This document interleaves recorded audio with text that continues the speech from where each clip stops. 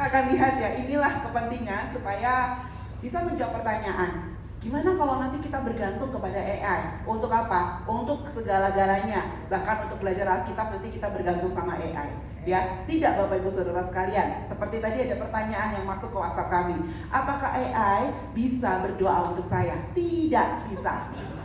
Ya, coba Bapak Ibu Saudara sekalian tanya sendiri kepada AI. AI, apakah kamu bisa berdoa untukku? Dia akan dengan jujur berkata, saya bukan entitas. Saya tidak bisa berdoa kepada Tuhan, tetapi saya dapat menolong Anda ya untuk menuliskan kalimat-kalimat doa atau menolong Anda menjelaskan tentang doa. AI aja jujur, dia bilang dia nggak bisa berdoa, gitu ya.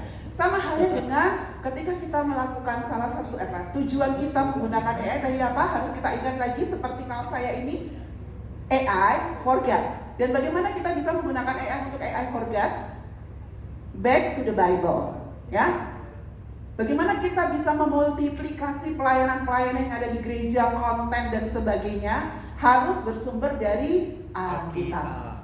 Dan itu haruslah hasil PA. Seorang pendeta jika berkhotbah, apa yang dia khotbahkan? Hasil PA-nya, hasil studi Alkitabnya, itulah yang dia khotbahkan. Ketika guru sekolah minggu mengajar di sekolah minggu, apa yang dia ajarkan?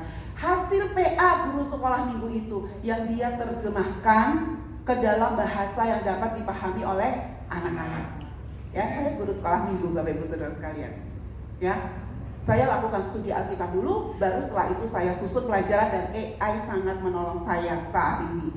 Ada kata-kata yang saya tidak bisa mengerti, yang saya dapatkan tapi saya tidak bagaimana mengajarkan ini kepada anak usia 1 tahun gitu ya. AI membantu saya. Wow. Ya. Nah, kita akan lihat ada loh metode PA dengan AI. Kalau kita belajar Alkitab itu ada metodenya. Ya kan, semua pasti sudah pernah training ya, sudah pernah, saya yakin ya, sudah pernah belajar tentang PA. Di sini ada PA di GSCA di tempat Bapak Ibu Saudara sekalian, dan pasti diajarkan untuk menggunakan metode. Dan ketika kita melakukan PA ya dengan AI, ada juga metodenya, ya.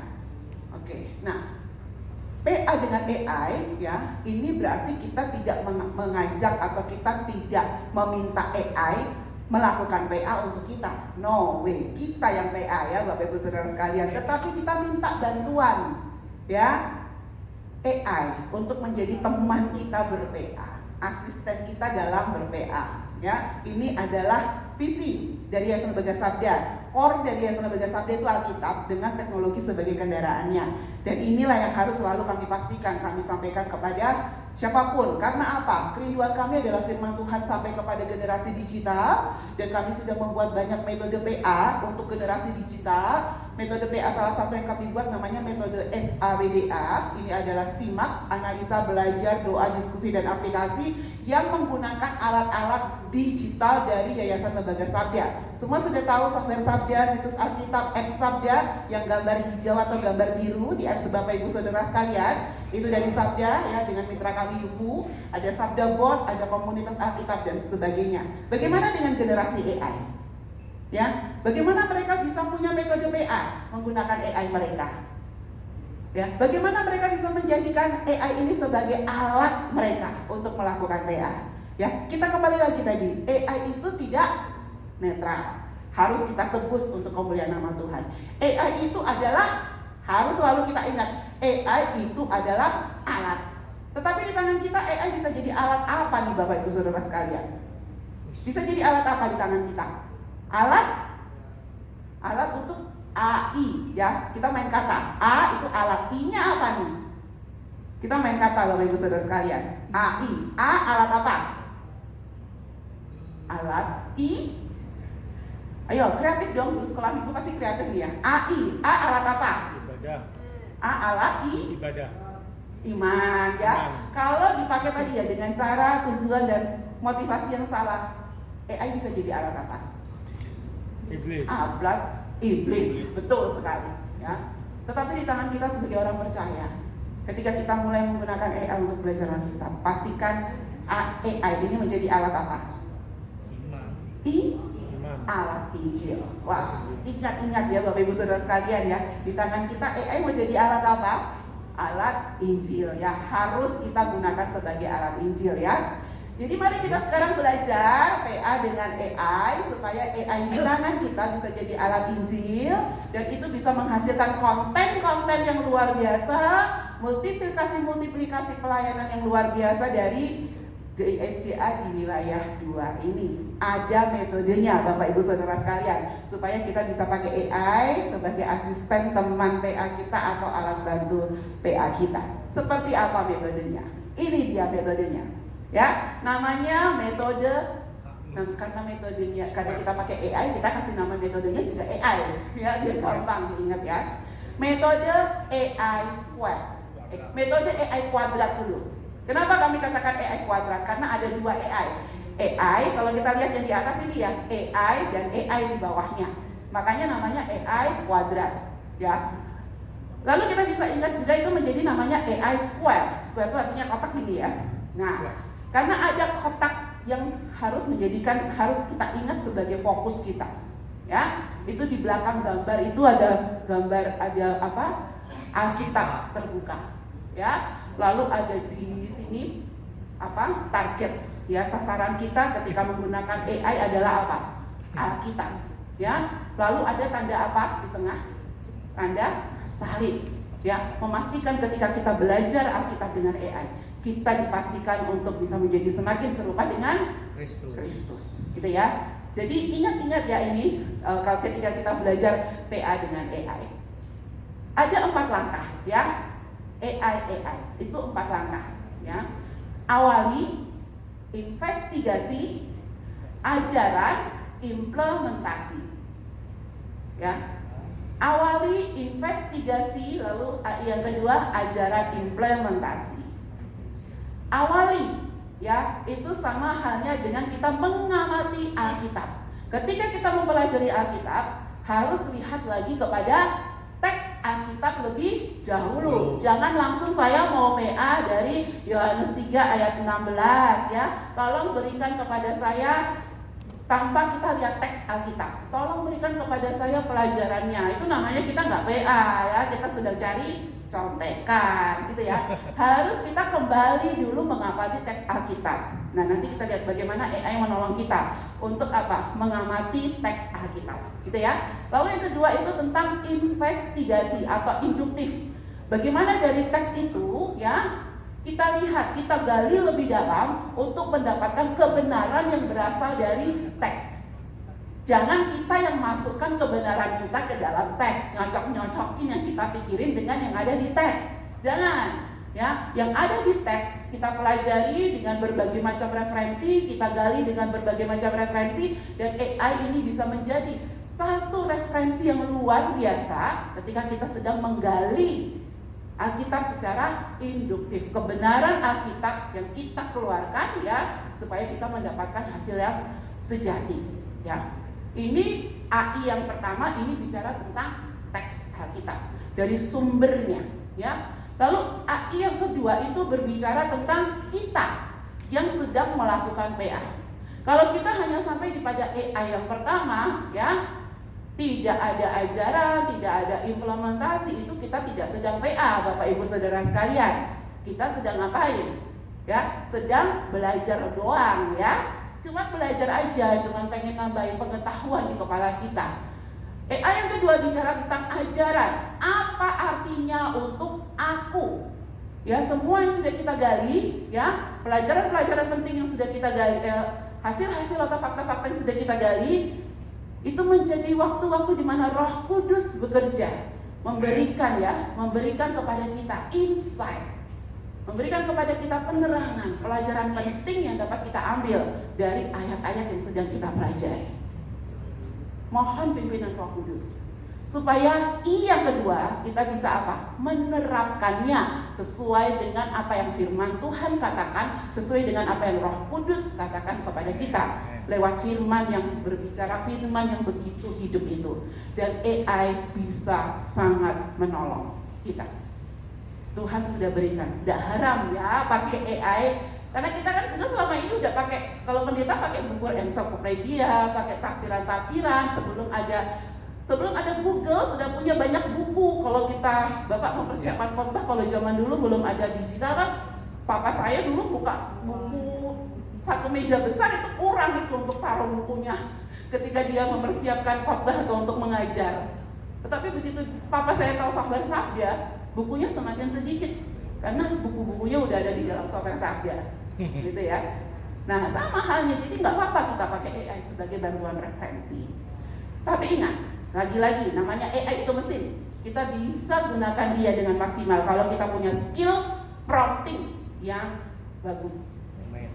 Ini yang tadi kita pelajari dengan Pak Max ya, FOKUS. Oke ya, format, objektif, konteks, user usage, spice, spesial, sampai ya tadi yang sudah kita praktekkan sama-sama ya. Jadi ketika kita melakukan AI yang pertama dari teks, awali, amati Alkitab, apa ada yang di dalam teks ya. Lalu investigasi induktif, lakukan interpretasi, gali inti pelajarannya dengan segala macam cara ya.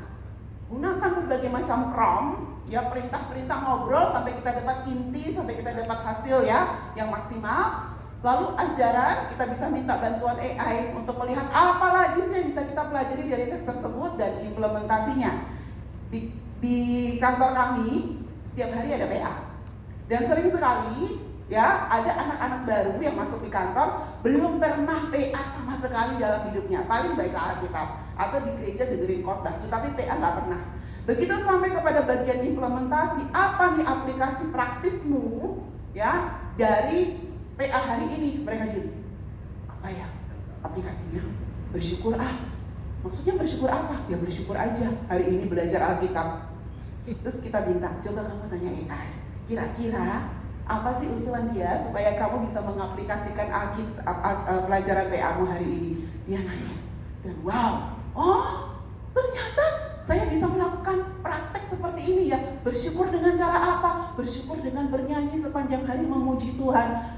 Ya, ketika kita membaca tentang PA dari Mazmur, tentang memuji Tuhan dalam segala sesuatu.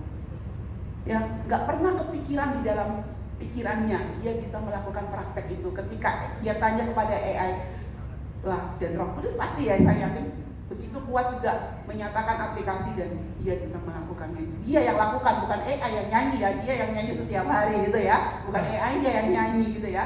Nah, jadi alat-alatnya ada Alkitab, mau pakai digital, mau pakai cetak silakan, nanti bisa buka ChatGPT, Perplexity dan sebagainya ya. Lalu jangan lupa kembangkan skill prompt ya. Ini beberapa yang sudah pernah kami lakukan untuk mengajarkan staf kami sendiri, anak-anak SMA, anak-anak mahasiswa-mahasiswa STT tentang menggunakan AI Square ini. Kita akan praktek sama-sama ya Bapak Ibu Saudara sekalian, tapi nanti prakteknya tidak selambat ketika fokus tadi ya, akan lebih cepat gitu ya. Kita akan sama-sama praktek PA dengan AI dari Yohanes 3 ayat 16 ya, Yohanes 3 ayat 16. Oke, kelihatan ya? Jadi pastikan kita mengawali yang pertama mengawali PA kita dengan membaca Alkitab secara teliti. Dan AI sebagai alat bantu bisa menolong kita untuk menolong kita mengamati teks ya, dengan cara minta konteksnya, minta poin-poin penting ya, atau minta ringkasan dari pasal atau perikop yang sedang kita baca. Misalnya ini ya prompt ya. Ini promptnya terlalu detail, fokus ya. Saya seorang hamba Tuhan atau pendeta yang sedang melakukan studi Alkitab dari kitab Yohanes 3 ayat 16. Tolong berikan poin-poin dari Yohanes 3 ayat 16 beserta referensi ayatnya. Ya, saya akan cepat, tapi kalau Bapak Ibu Saudara sekalian ada yang mau coba silahkan ya. Nanti saya akan tampilkan hasilnya.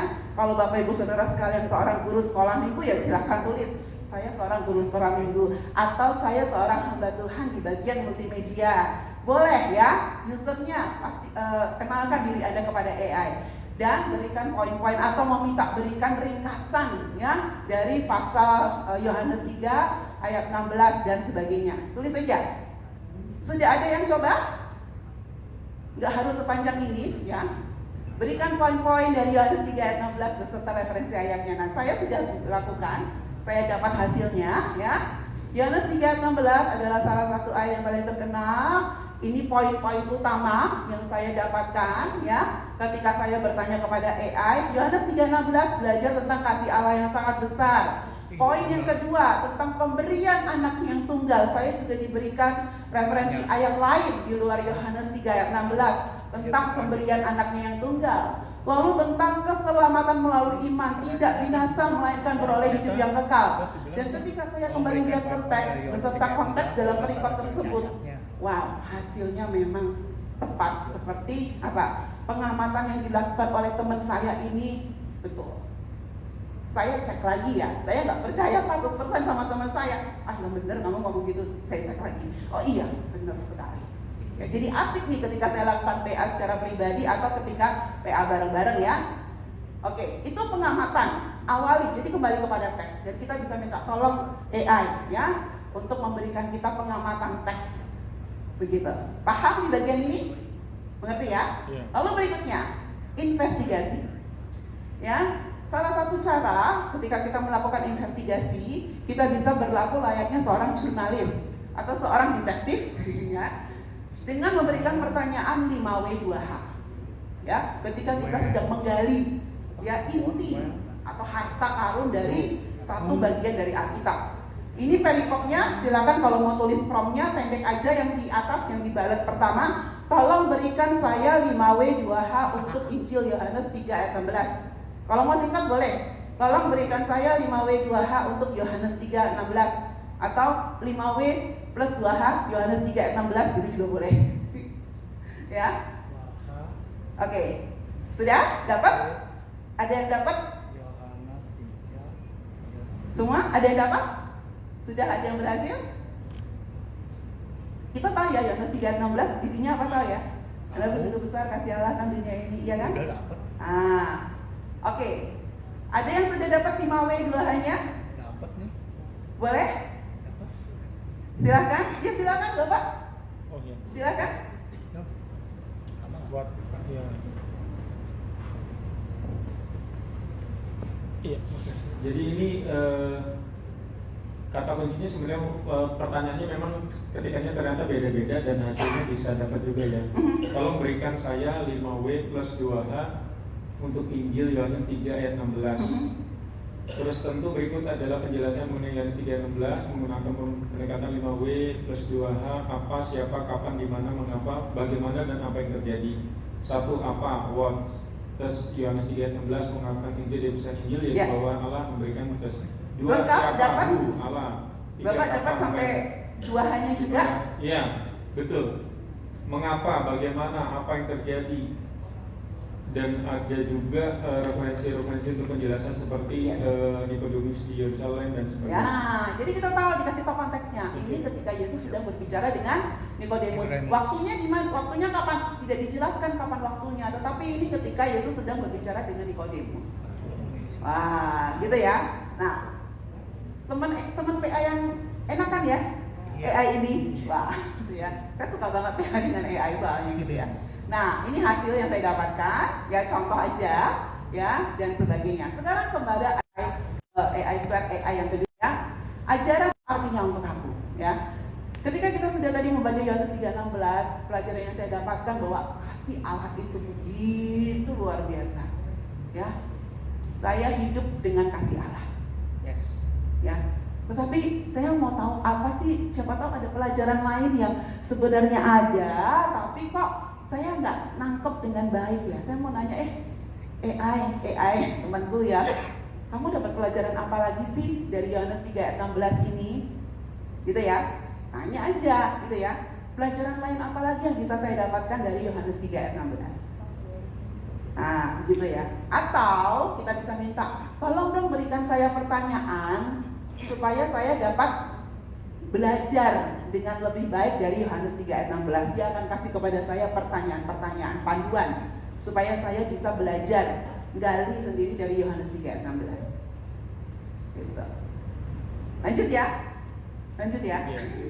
Oke, ya ini hasilnya. Wah, saya dapat lagi usulan tentang pelajaran dan sebagainya. Sekarang bagian implementasi, yaitu aplikasi. Ini yang penting Bapak Ibu Saudara sekalian ya.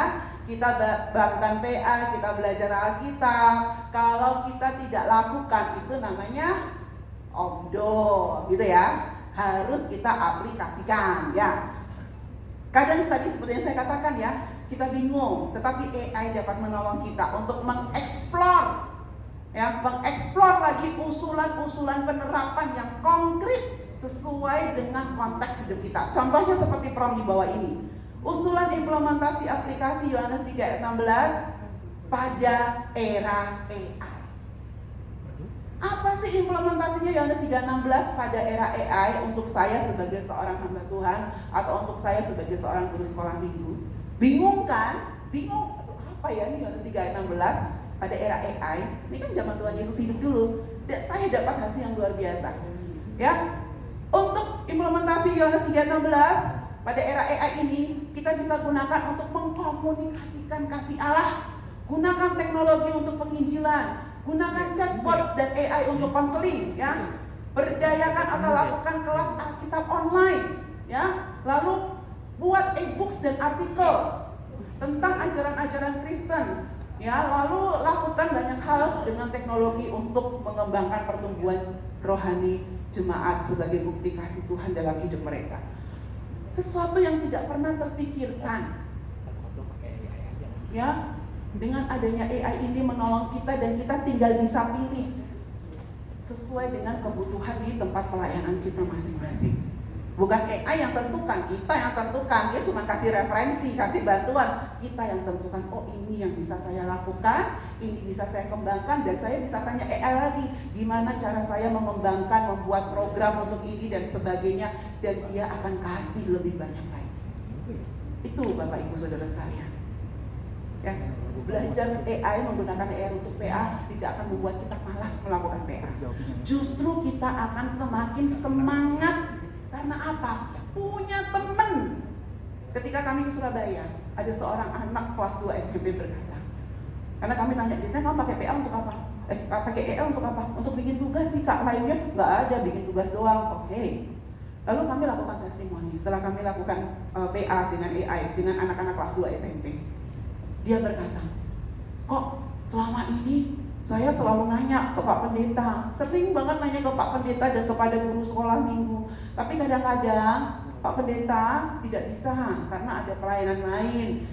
Ternyata dia seorang anak yang sangat haus belajar firman Tuhan. Kadang-kadang guru sekolah mingguku nggak bisa jawab, bingung, disuruh nanya Pak Pendeta. Tapi ternyata hari ini saya dapat teman PA. Saya bisa lakukan PA dengan AI.